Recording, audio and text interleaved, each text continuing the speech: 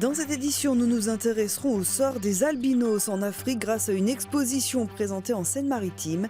C'est la journée internationale des droits de la femme dans un quartier de Marseille. Elles se sont rassemblées à l'appel de plusieurs associations.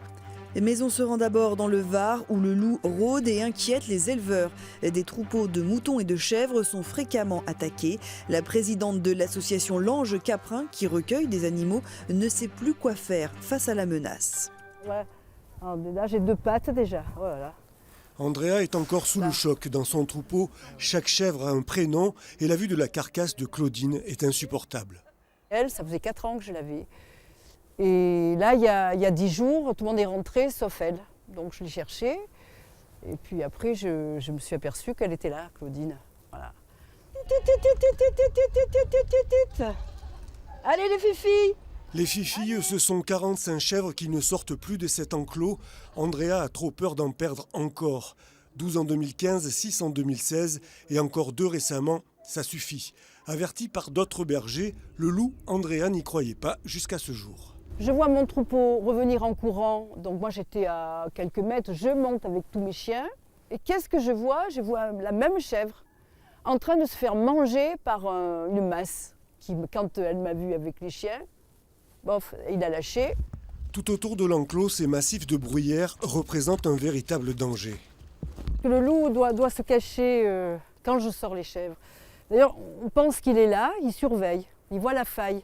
Donc dès qu'il y a une chèvre qui rentre un petit peu dans les massifs, c'est là où le problème se passe.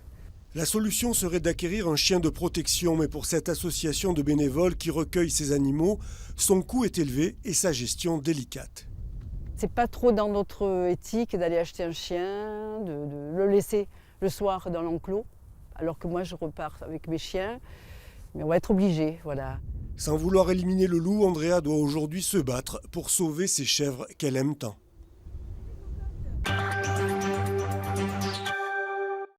On célèbre aujourd'hui la journée internationale des droits de la femme. À Marseille, les femmes du 3e arrondissement ont été invitées à se retrouver pour un grand événement orchestré par plusieurs associations de quartier. Elles ont un cœur gros comme ça, pour un rendez-vous incontournable. Toutes ces femmes du 3e arrondissement de Marseille se réunissent dans un vaste forum. Ici, la parole est libre. Les mots viennent vraiment du cœur des femmes.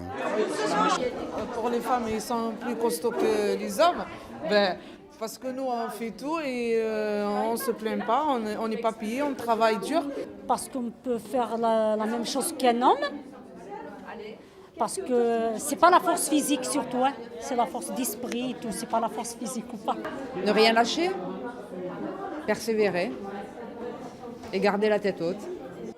Les mots-clés, on pense ni aux enfants, on pense ni au mari, on pense... Donc là, c'est vraiment un instant pour vous, là. D'accord ? Amel enseigne les arts martiaux lors de cours de self-défense. Cette jeune femme porte un regard intéressant sur ces mères de famille qui viennent ici sans complexe.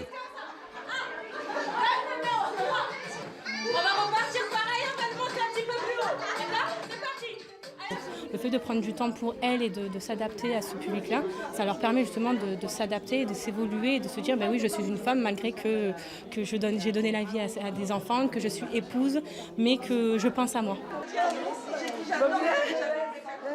En fait, le 3e arrondissement, quand on regarde la carte, on voit qu'il a la forme d'un cœur. C'est pour ça qu'on a appelé ça Cœur de femme. C'est un projet qui avait eu un développement très important il y a quelques années, qui avait disparu. Et à l'initiative de la politique de la ville, de la préfecture, le Parvis des Arts est devenu coordinateur de ce projet. Plus d'une trentaine d'associations font battre ce cœur des femmes. Sans famille, le célèbre roman d'Hector Malot va avoir droit à une nouvelle adaptation cinématographique avec Daniel Auteuil dans le rôle titre. Le film sera tourné au printemps entre le Tarn et l'Aveyron. L'heure est à la recherche de figurants comme ici à l'Aïole. La salle des fêtes de l'Aïole accueille la production du futur film Sans famille.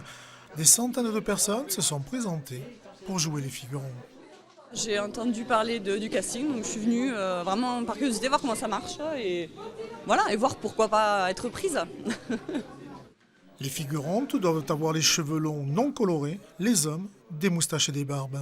Le chapeau, il faut l'enlever, les lunettes, il faut les enlever. Alors, le seul accessoire, apparemment, c'est les moustaches et la barbe, qu'il faut laisser pousser un petit moment maintenant.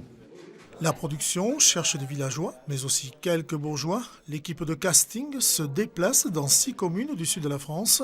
En tout, il faudra entre 600 et 800 figurants par site de tournage.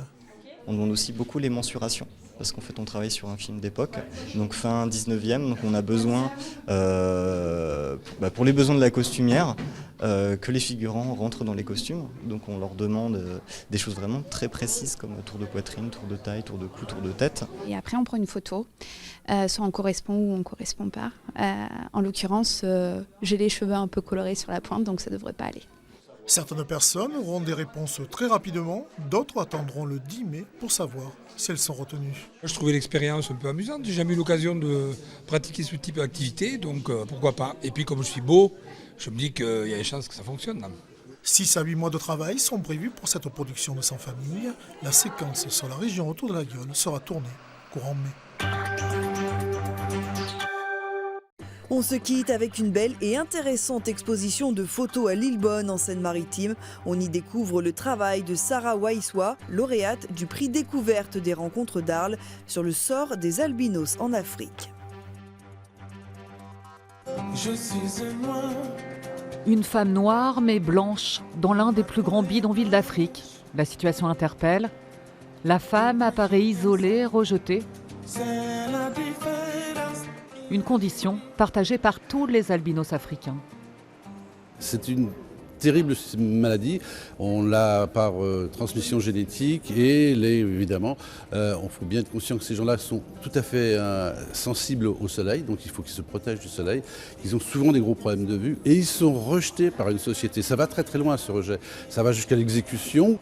Dans ses photographies, Sarah Waiswa met en scène son personnage, raconte sa difficulté à trouver sa place. Une réalité accentuée par les objets qui accompagnent chaque portrait, des lambeaux qui rendent sa souffrance presque palpable. C'est un travail de photographe et de poète en même temps. On va dire que c'est la photographie plasticienne. D'un côté, il y a la photo, mais il y a un contre-champ derrière par des objets qui sont là, qui répondent et qui parlent avec la photographie. Un travail sensible, singulier, distingué aux rencontres photographiques d'Arles.